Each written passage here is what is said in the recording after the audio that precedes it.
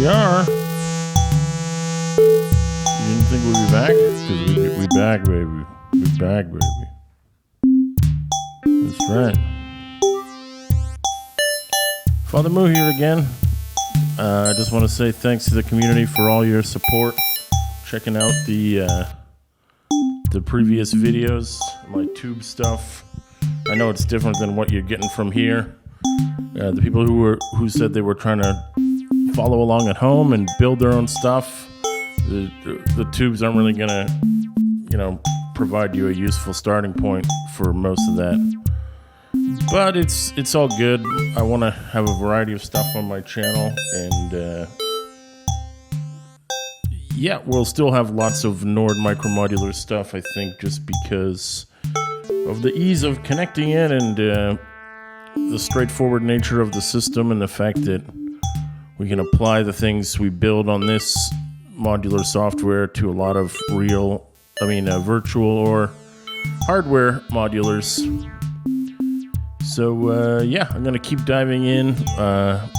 It's getting a little harder to come up with plans for what I'm going to do in each patch each time. I keep telling myself it's okay just to, make up anything. But even just doing that is harder to walk you through my thought process if I don't have a thought process. But, anyway, we got something for today, so let's dive in. You've been listening to an old patch of mine called First Generation.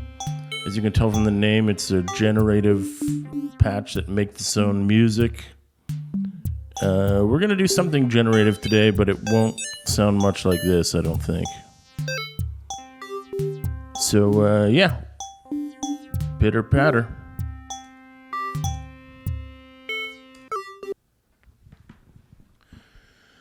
Okay, so what are we going to do today? Well, first of all, I'm going to start by creating a couple of standard melodic lines.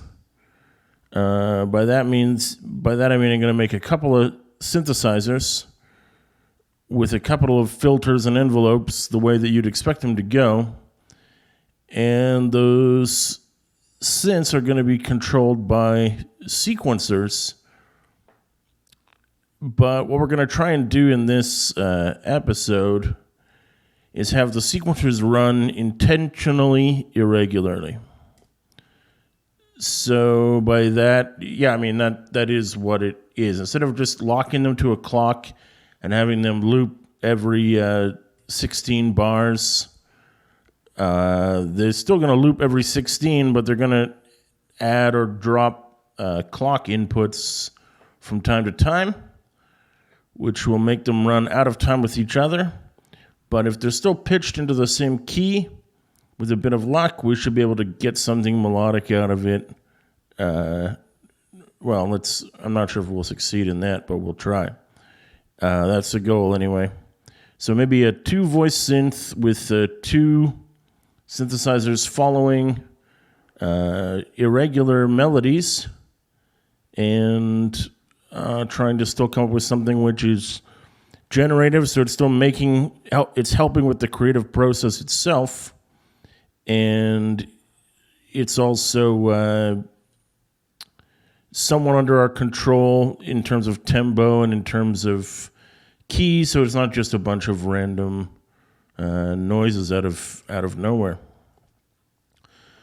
So as you can see, I've aligned my oscillators in their column, then my filters, and then my envelopes here while I was jabbering.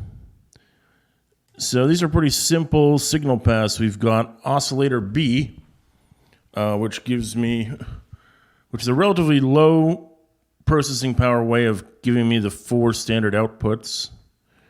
And I'm going to send that one to a classic low-pass filter, into an envelope, and into channel 1 of the mixer. And the mixer goes into the outputs. Boom. And the second synth is going to be this spectral osc. He goes into a bandpass filter, just to give us some variety. He goes into his envelope, and he goes into the mixer. I've talked about this in real life before, but not much on the channel. I use AD envelopes a lot in the modular world just because ADSR is super useful, but I don't think that a lot of people out there get that the whole point of ADSR is to have a keyboard synth. Its real function is in a keyboard synth. If you have a keyboard synth and you have an ADSR envelope for the oscillator, and then you have another ADSR envelope for the filter, and you adjust those very carefully, you can emulate a lot of the real-world instruments like trumpet, trombone. You're not going to get something that sounds like a sampled trumpet, but it is the whole point of ADSR, as it was suggested to Bob Moog, was to more accurately emulate the way that real-world sounds are created.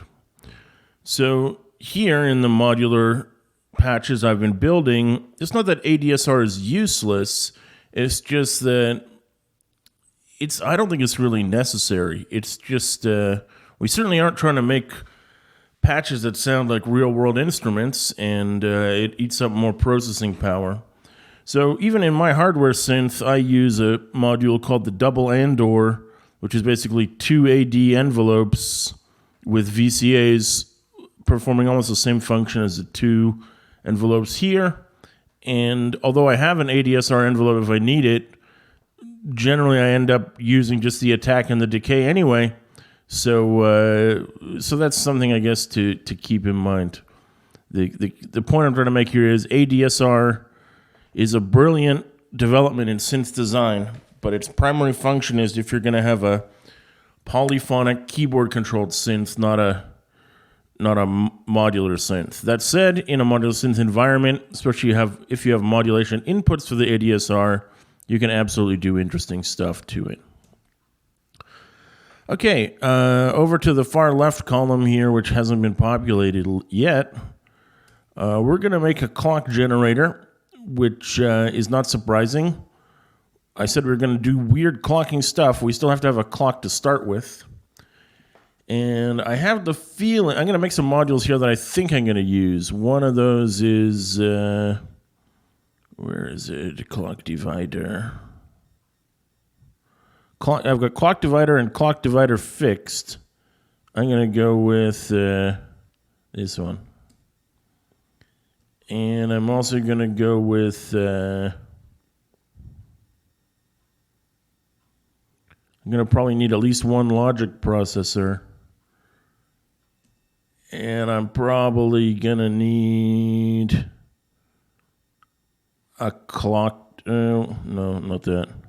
Random pulse generator. You can see these guys on the left here are all yellow. All our clock stuff is yellow. And you can see the random pulse generator is already flashing on and off. So yeah, we're going to need sequencers for the pitches of those synths. And let's make 2 of them because we got 2 synths. What's the difference between A and B? I've forgotten. Oh, B has this little like adjuster so you can like adjust in real time. Right, that is cool, but we don't really need it. So let's just copy this one.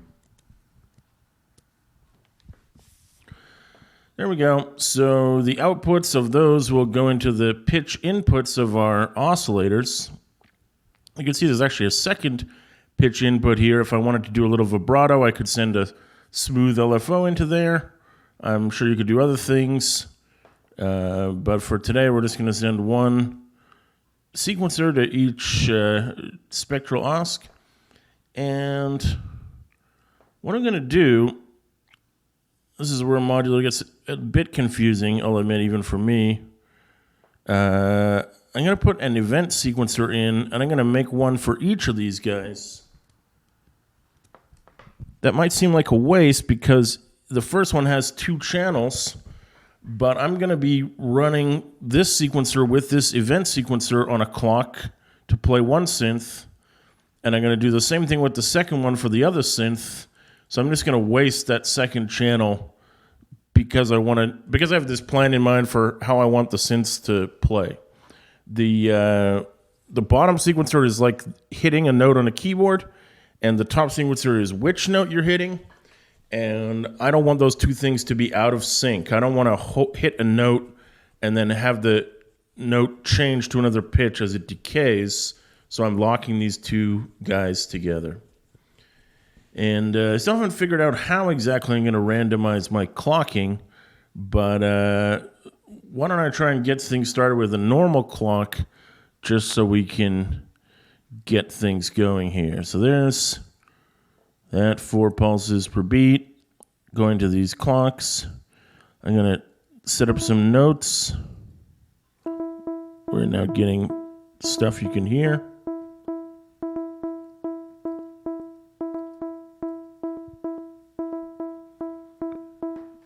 I'm only getting one of these bad boys, isn't that right? Okay, the filter was too closed.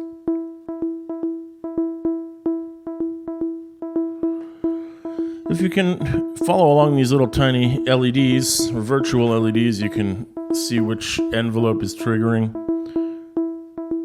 The duller, the quieter sound is this one here. I'm just going to pitch this guy down an octave just because I can and because they're going to be doing different jobs later. Oops, that was wrong. Why did it do that?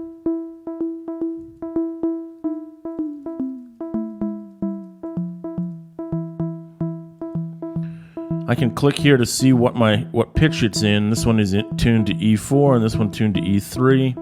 But if I go 12 steps down, I go down an octave.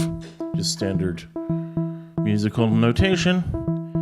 This guy's doing a sine wave, but there's no use filtering a sine wave. I'm going to make him a sawtooth instead. This guy's doing the spectral osc mode. Later I'll send some LFO to his spectral shape and give him a bit of, interestingness.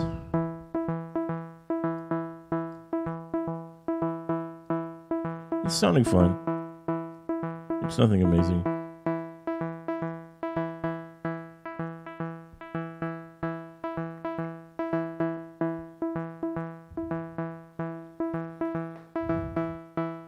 Okay, great. And the decays are short enough that I can still hear each note clearly. So let's set some pitches in here. Let's match up. This one has a note, so we're going to do the next pitch here.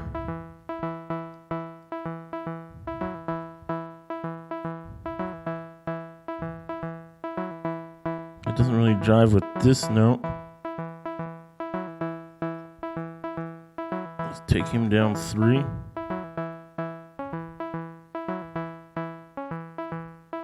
Oh, I know what's happened. They're running out of sync. Let's just do this.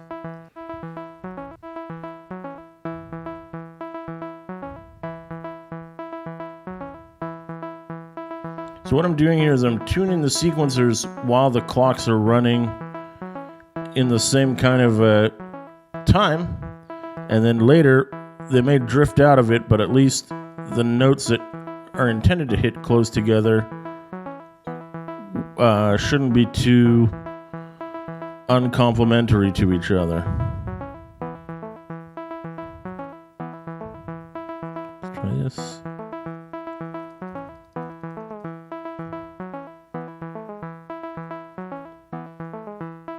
I've got no problem with that sounding fine to me.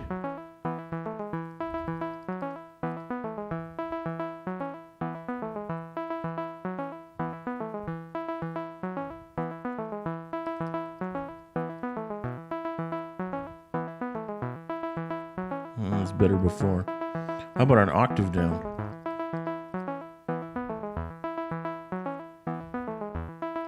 Yeah, that's cool. How about 2 octaves down? Yeah. Now that's badass. Probably.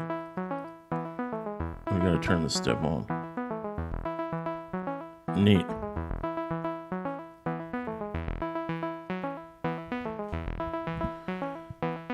Okay, so that's already a cool little starting point. just for fun, I'm gonna save this as it is. So I'm gonna call this 2 unlocked.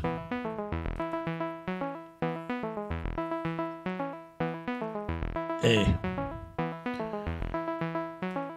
By which I mean two sequencers which are running unlocked from each other. This is still the early version while they're still locked, but the point is the same. I figure this can't hurt. I should put the number in the front.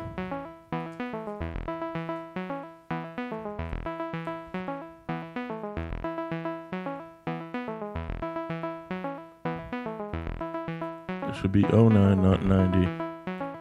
The stream hasn't been running for that many years yet. So yeah, I mean, saving at points in your workflow allows you to go back and say, rather than rebuilding all those steps, let me just time travel back to then and go in a different direction. Something, of course, is harder to do on a non-digital modular, but we have that freedom here. So now it's time to get crazy with the clock. So let's do exactly that. So let's remove these cables.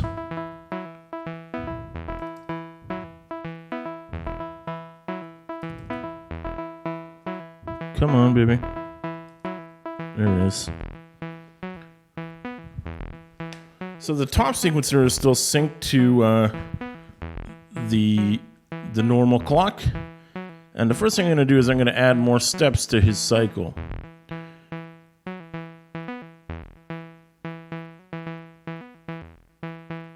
Oh, and I need to do that to this guy too, otherwise it'll be all crazy. So now they have like 4 empty steps here, which you can't see at the end of each sequence, which the clock is running through. The virtual green lights are running through before they reset back to the beginning. But they're still synced to a normal, standard 4 beats bar. It's just they now have 5 beats per bar. For this guy, I'm going to give him a couple extra steps as well. But instead of sending him the normal clock, and this is where the experimentation comes in, I'm going to divide his clock in half. So he should be at half tempo compared to the other guy. And then I haven't worked this out in all the details yet, but my first attempt, I'm going to send a random clock to the logic processor, and I'm going to leave it on AND. So not only are we going to have a clock which is cut in half running this guy, but it's only going to, a clock will only work, or will only send, or only be listened to when this green light is on. And as you can see, the way this knob works is if you turn it to the right, you'll get more pulses, but they'll be held for less time. If you turn it more to the left, you get less pulses, but when it's on, as you can see right now. I'm going to go back to generally the middle. I don't know which will be ideal here, but there should definitely be times when it's off, which means this clock will be trying to send, but the sequencer won't be advancing. So now, finally, let's take the output of that processor, wire him into these 2 guys down here. We should hear our other friends start to play again. Let's listen.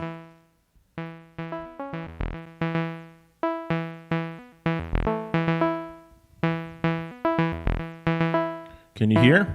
Let's turn off the first synth here.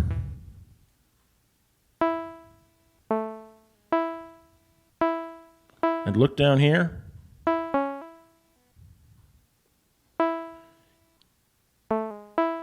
You saw him play a note and then pause and then play a bunch more notes.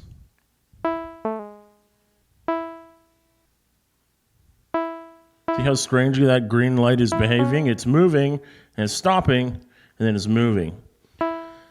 For all my fears or precautions, this actually sounds kind of like what I was hoping it would do. It's stopping for a bit and then starting again, but it's not doing that too quickly or too slowly. So let's fade the other guy back in again.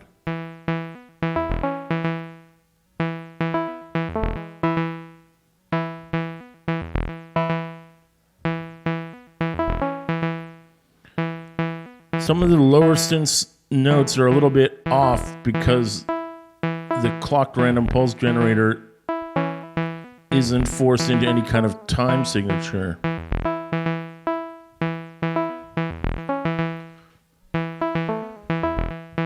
But whatever. That's fine. So we've gotten to this second stage. I'm going to save this one as B. Oh, while I've got you on the line here, I don't know if you saw the post on my YouTube, but all the patches I've been making have now been shared on Google Drive. So if you're a Nord Modular or Nord Modular owner for V1 or G1, you can go and get these and load them into your synth yourself. Let's go on to the next thing I was going to do today.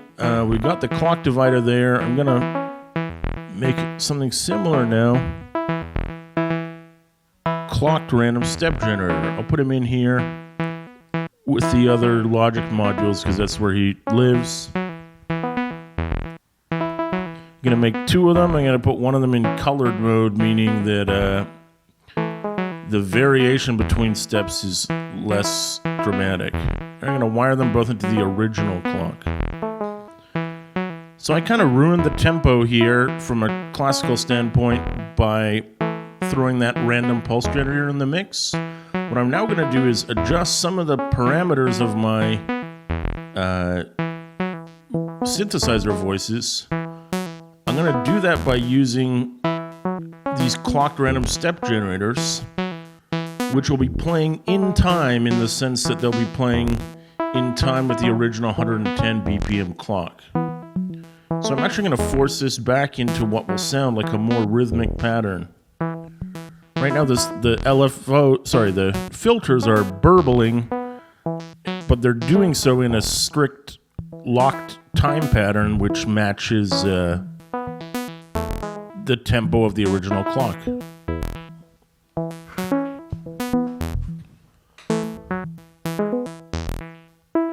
Sounding pretty cool to me. One other thing I'll add is that if I was using this patch in a performance, this is definitely a case where you want a clocked delay as well, which works really well with the clocked LFOs. What I want now is this is just random CV. I'm going to slow it down a bit, and I'm going to send it to the input of the spectral osc as I planned to do all those minutes ago. The spectral osc in all mode is somewhat similar to a square wave, at least according to the manual. That's why the other oscillator is set to a sawtooth wave, just to be different.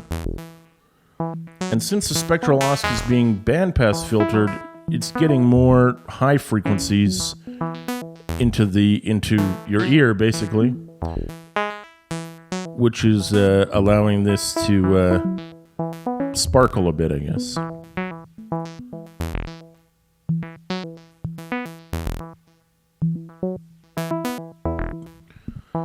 I still think it's neat. I got so much processing power left, I think I'm going to maybe throw in one percussion oscillator and see if I can get something neat out of it. To drive him, I'm going to give him a clocked pattern generator and send him back to the tempo of the beginning. But like with my other guys, I'm going to put him on an irregular step setting so that he doesn't really line up perfectly. Oops, that's the wrong function. So send his output into Trig and send his audio output into the mixer. So we should get a clocked percussion of some kind.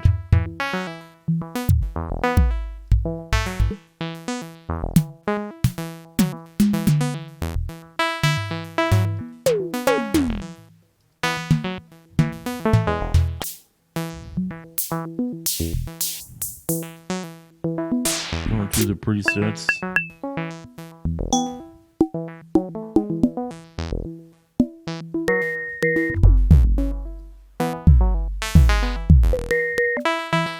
Oops.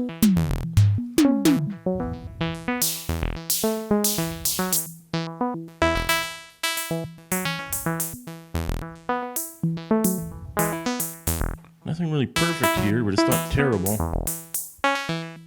It sends him to his velocity to keep him under control. You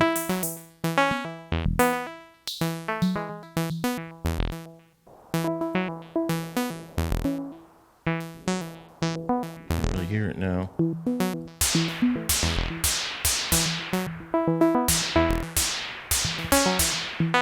Kind of like the sound, but it's giving me too many hits. So why don't I just repeat some of my actions here today. I'm going to duplicate my clock divider, but I'm going to set him to 4 instead of 2.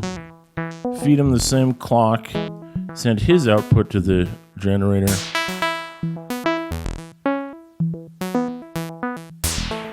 So the cymbal hits are still in time, it's just that they're divided by 4 compared to the overall clock, which keeps them kind of restrained or not so not too busy.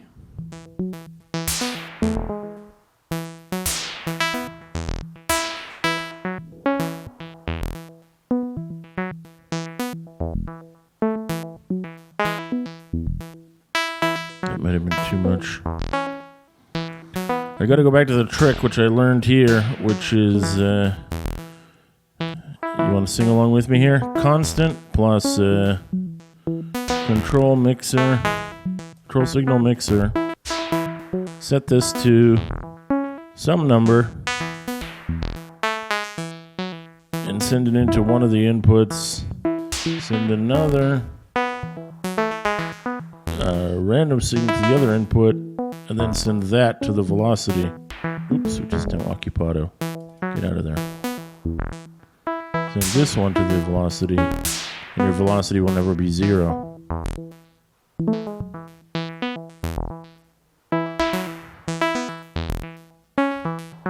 You can still have a bit of variety in it.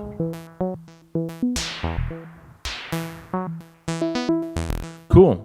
I'm not even sure if I like it better with or without the cymbal, but I'm going to leave it in there for now just because I can. I can always change my mind later. That's the official last patch of this one is 2 unlocked C. I'm going to tweak the knobs on the synths a bit, but I think that's kind of what I was trying to do.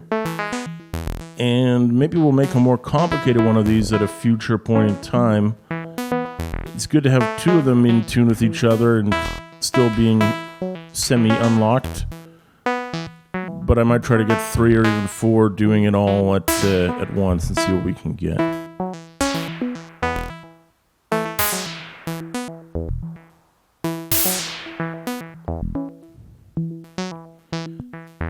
Just having those 2 at the very end of the...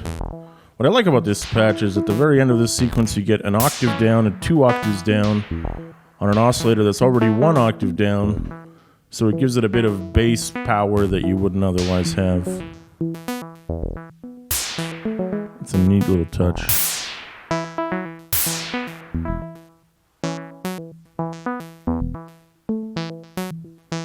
Nice, I like it, I do like it. Okay, that's going to be it for today's patch. More coming up soon. Thanks again for all your comments and feedback. It's all much appreciated. I'm going to keep submitting a variety of content to the channel.